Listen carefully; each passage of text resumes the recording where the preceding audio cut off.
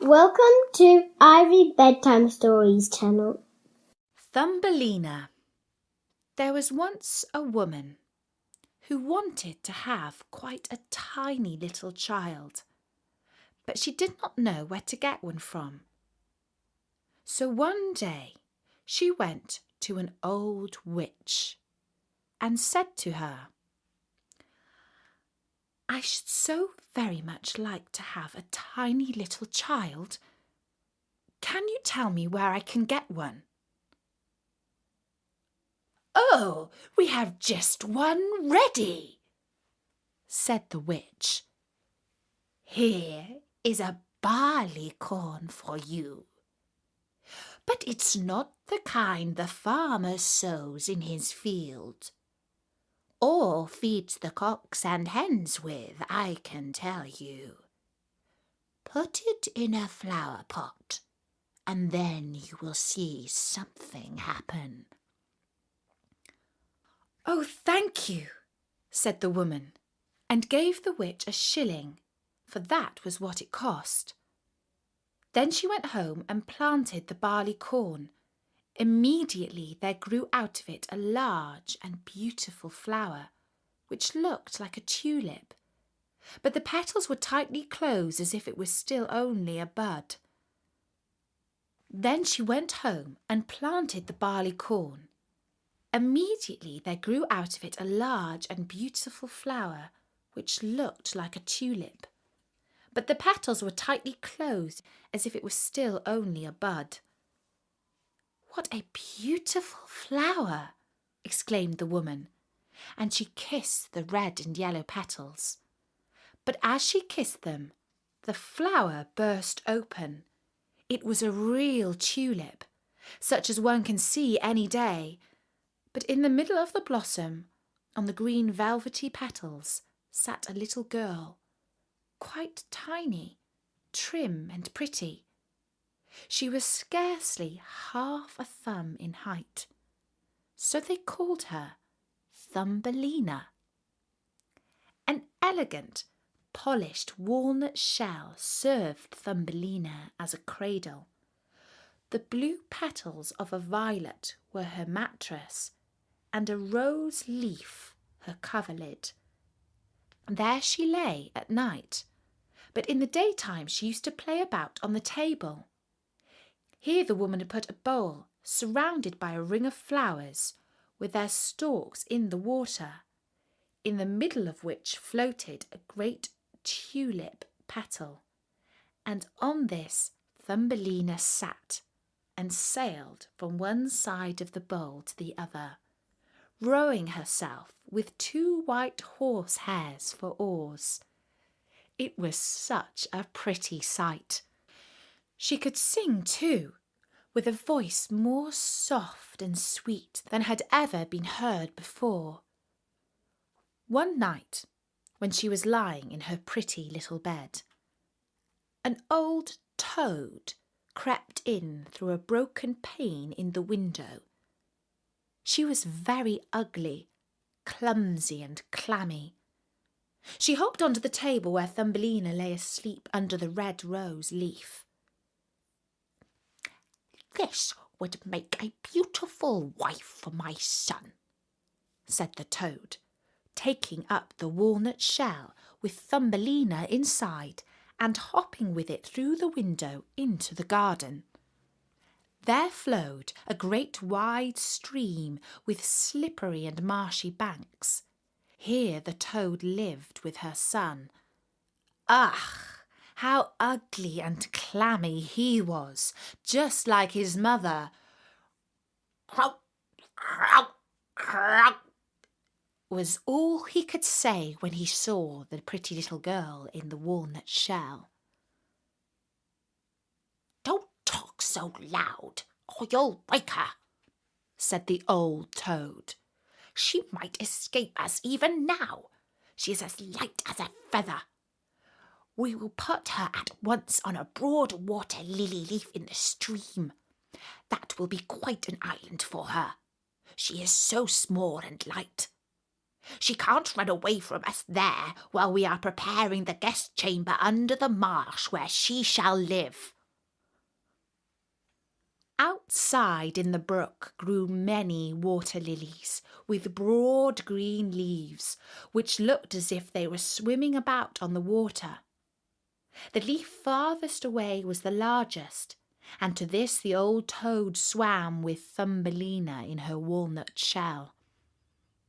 The tiny Thumbelina woke up very early in the morning, and when she saw where she was, she began to cry bitterly.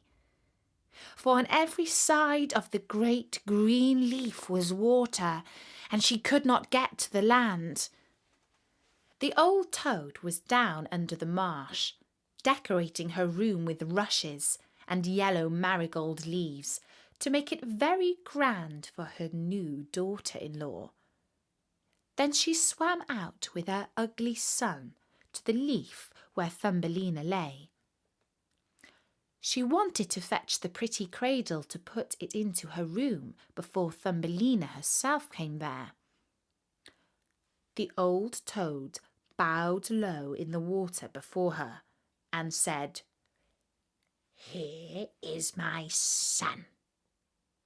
You shall marry him and live in great magnificence down under the marsh."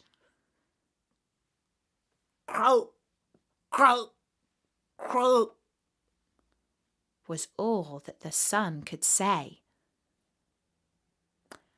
Then they took the neat little cradle and swam away with it. But Thumbelina sat all alone on the great green leaf and wept, for she did not want to live with the clammy toad or marry her ugly son. The little fishes swimming about under the water had seen the toad quite plainly and had heard what she had said. So they put up their heads to see the little girl. When they saw her, they thought her so pretty that they were very sorry she should go down with the ugly toad to live. No, that must not happen. They assembled in the water around the green stalk which supported the leaf on which she was sitting, and nibbled the stem in two. Away floated the leaf down the stream, bearing Thumbelina far beyond the reach of the toad.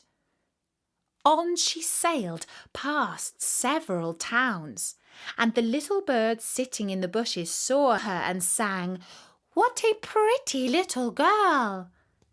The leaf floated farther and farther away, and thus Thumbelina left her native land. A beautiful little white butterfly fluttered above her, and at last settled on the leaf. Thumbelina pleased him, and she too was delighted, for now the toads could not reach her, and it was so beautiful where she was travelling. The sun shone on the water and made it sparkle like the brightest silver. She took off her sash and tied one end round the butterfly. The other end she fastened to the leaf, so that now it glided along with her faster than ever. A colourful bird, a great chaffinch, came flying past. He caught sight of Thumbelina, and in a moment had put his arms round her slender waist, and had flown off with her to a tree. The green leaf floated away down the stream, and the butterfly with it, for he was fastened to the leaf and could not get loose from it.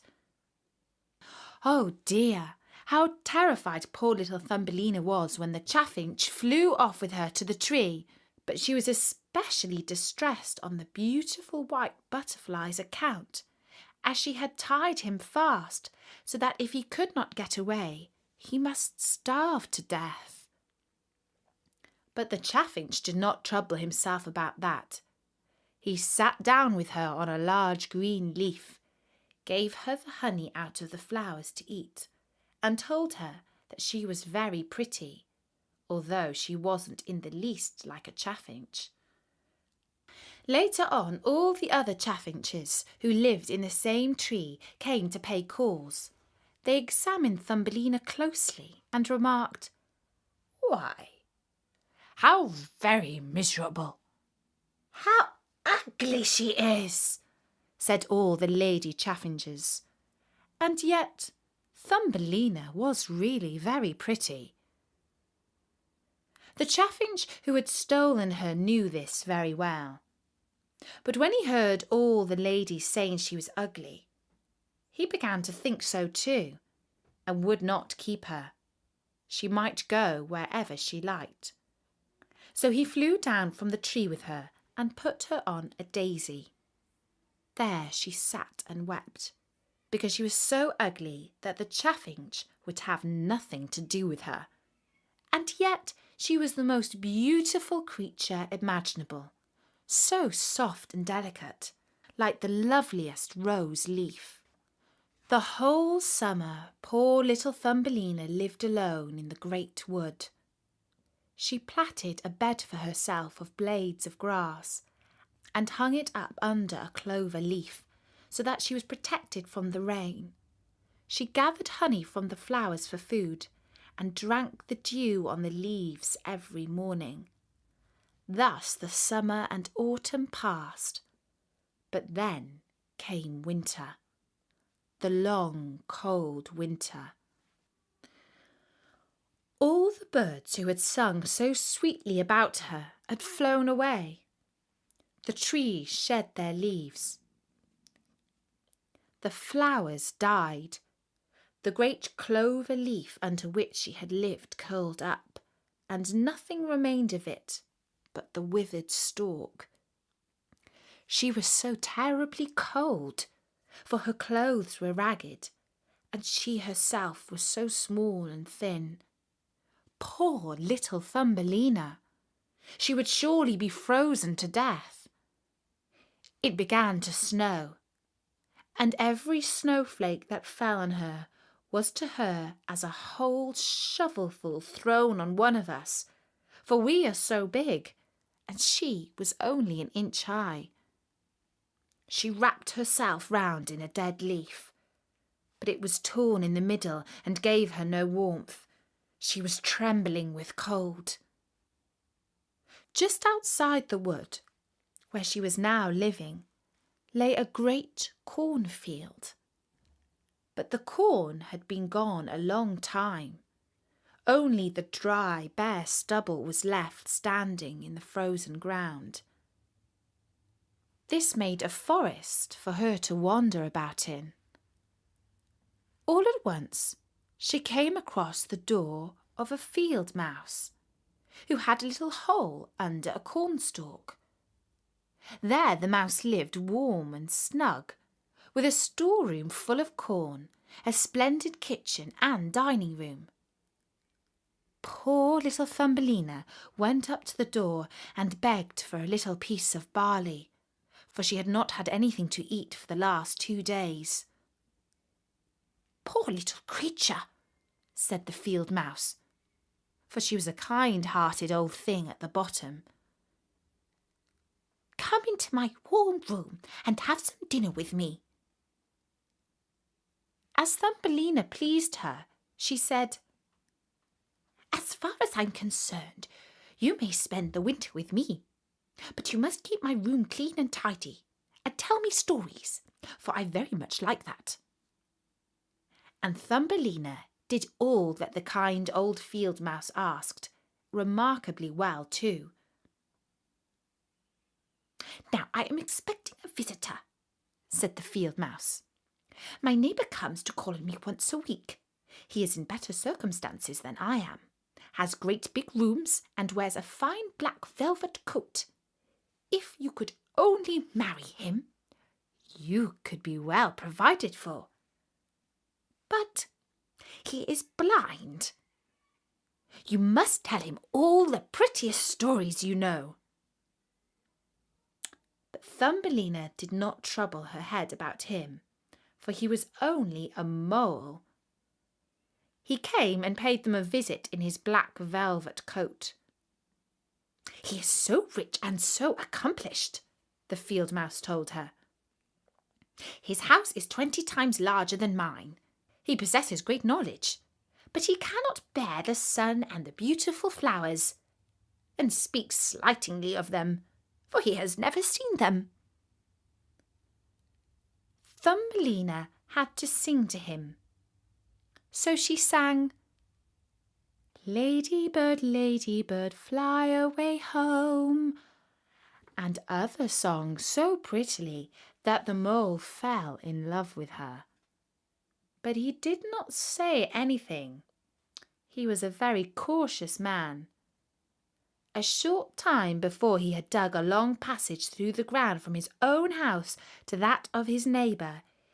In this he gave the field mouse and Thumbelina permission to walk as often as they liked, but he begged them not to be afraid of the dead bird that lay in the passage. It was a real bird with a beak and feathers, and must have died a little time ago, and now lay buried just where he had made his tunnel. The mole took a piece of rotten wood in his mouth, for that glowed like fire in the dark, and went in front, lighting them through the long dark passage. The mole put his broad nose against the ceiling and pushed a hole through, so that the daylight could shine down. In the middle of the path lay a dead swallow, his pretty wings pressed close to his side, his claws and head drawn under his feathers. The poor bird had evidently died of cold. Thumbelina was very sorry, for she was very fond of all little birds. They had sung and twittered so beautifully to her all through the summer.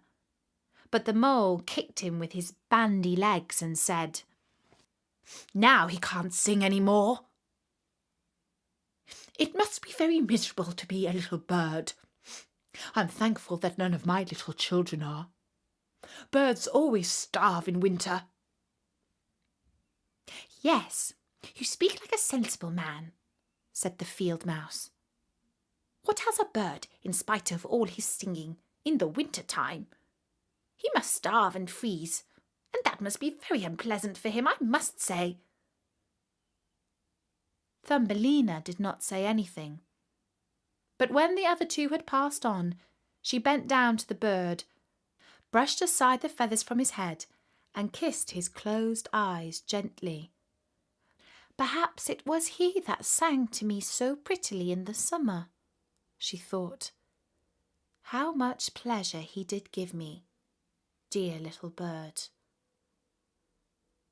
The mole closed up the hole again which let in the light, and then escorted the ladies home. But Thumbelina could not sleep that night, so she got out of bed and plaited a great big blanket of straw, and carried it off and spread it over the dead bird, and piled upon it thistledown, as soft as cotton wool, which she had found in the field mouse's room, so that the poor little thing should lie warmly buried. "Farewell, pretty little bird," she said. "Farewell, and thank you for your beautiful songs in the summer, when the trees were green and the sun shone warmly down on us." Then she lay her head against the bird's heart. But the bird was not dead. He had been frozen. But now that she had warmed him, he was coming to life again. In autumn, the swallows fly away to foreign lands, but there are some who are late in starting, and then they get so cold that they drop down as if dead, and the snow comes and covers them.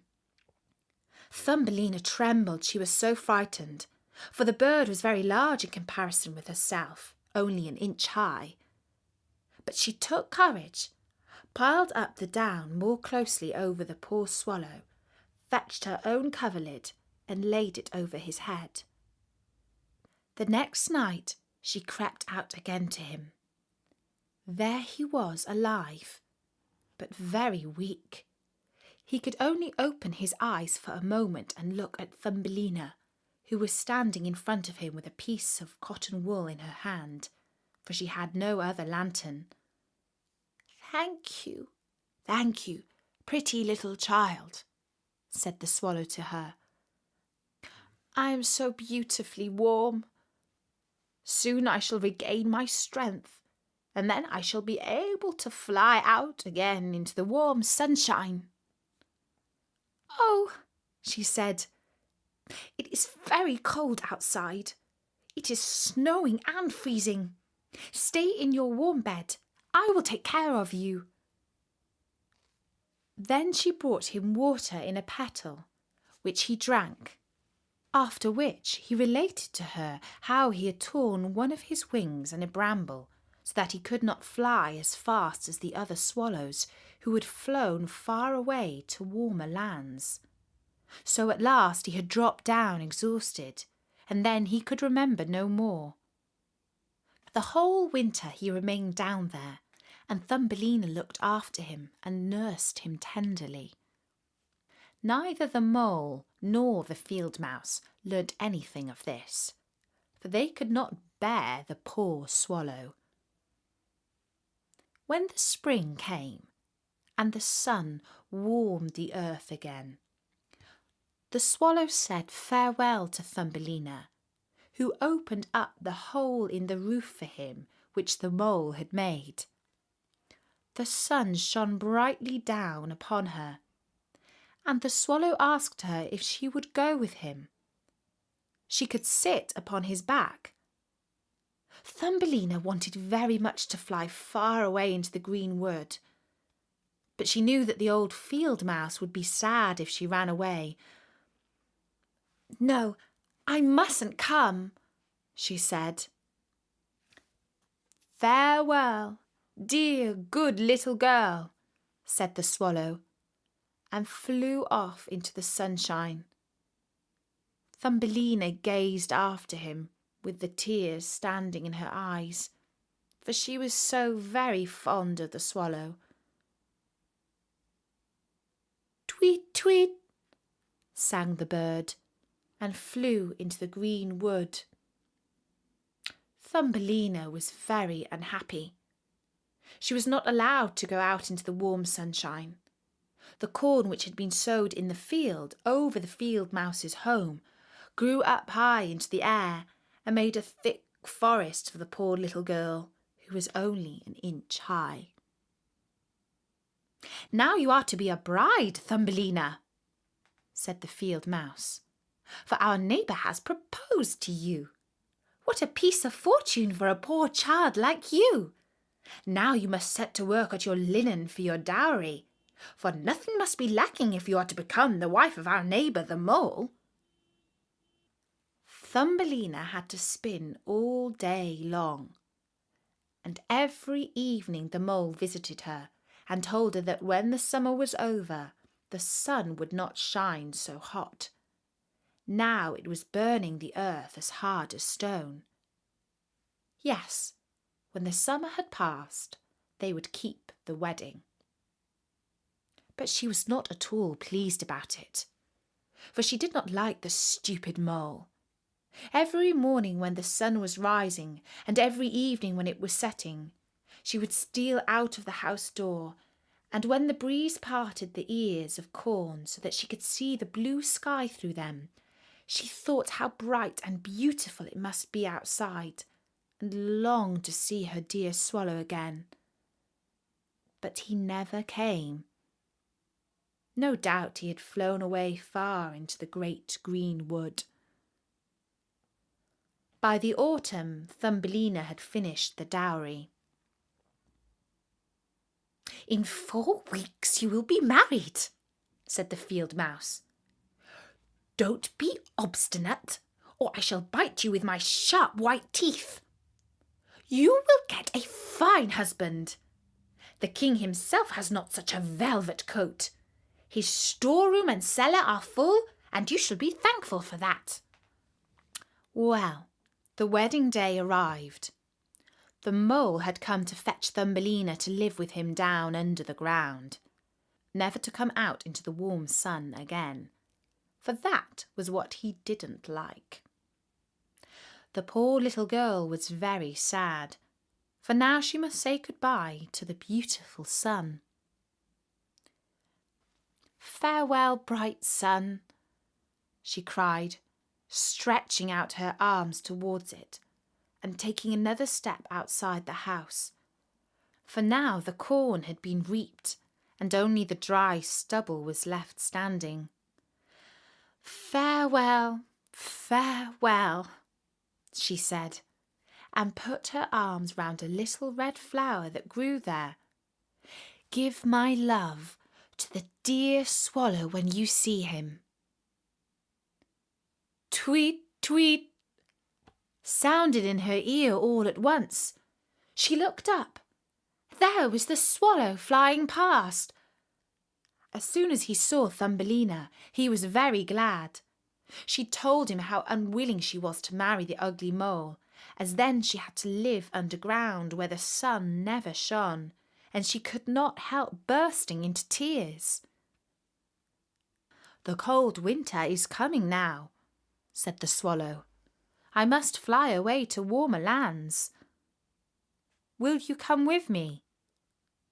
You can sit on my back, and we will fly far away from the ugly mole and his dark house, over the mountains to the warm countries where the sun shines more brightly than here, where it is always summer and there are always beautiful flowers. Do come with me, little Thumbelina, who saved my life when I lay frozen in the dark tunnel." "Yes, I will go with you," said Thumbelina, and got on the swallow's back with her feet on one of his outstretched wings. Up he flew into the air, over woods and seas, over the great mountains where the snow is always lying, and if she was cold, she crept under his warm feathers, only keeping her little head out to admire all the beautiful things in the world beneath. At last they came to warm lands. There the sun was brighter, the sky seemed twice as high, and in the hedges hung the finest green and purple grapes. In the woods grew oranges and lemons. The air was scented with myrtle and mint, and on the roads were pretty little children running about and playing with great gorgeous butterflies. But the swallow flew on farther, and it became more and more beautiful. Under the most splendid green trees, beside a blue lake, stood a glittering white marble castle. Vines hung about the high pillars. There were many swallows' nests, and in one of these lived the swallow who was carrying Thumbelina. "Here is my house," said he, "but it won't do for you to live with me. I am not tidy enough to please you. Find a home for yourself in one of the lovely flowers that grow down there. Now I will set you, and you can do what you like." "That will be splendid," said she, clapping her little hands. There lay a great white marble column which had fallen to the ground and broken into 3 pieces, but between these grew the most beautiful white flowers. The swallow flew down with Thumbelina and sat her upon one of the broad leaves, but there, to her astonishment, she found a tiny little man sitting in the middle of the flower, as white and transparent as if he were made of glass. He had the prettiest golden crown on his head, and the most beautiful wings on his shoulders. He himself was no bigger than Thumbelina. He was the spirit of the flower. In each blossom there dwelt a tiny man or woman, but this one was the king of the others. "How handsome he is," whispered Thumbelina to the swallow. The little prince was very much frightened at the swallow, for in comparison with one so tiny as himself, he seemed a giant. But when he saw Thumbelina, he was delighted, for she was the most beautiful girl he had ever seen. So he took his golden crown from off his head and put it on hers, asking her name and if she would be his wife. And then she would be queen of all the flowers. Yes, he was a different kind of husband to the son of the toad and the mole with the black velvet coat. So she said yes to the noble prince. And out of each flower came a lady and gentleman, each so tiny and pretty that it was a pleasure to see them. Each brought Thumbelina a present, but the best of all was a beautiful pair of wings which were fastened on her back, and now she too could fly from flower to flower. They all wished her joy, and the swallow sat above in his nest and sang the wedding march. And that he did as well as he could. But he was sad, because he was very fond of Thumbelina and did not want to be separated from her. "You shall not be called Thumbelina," said the spirit of the flower to her. "That is an ugly name, and you are much too pretty for that. We will call you May Blossom." "Farewell," said the little swallow with a heavy heart, and flew away to farther lands, far, far, far away, right back to Denmark. There he had a little nest above a window where his wife lived, who can tell fairy stories. "Tweet, tweet," he sang to her. And that is the way we learned the whole story. Thank you for watching. If you enjoyed this book, don't forget to subscribe to watch more videos. Don't forget, thumbs up.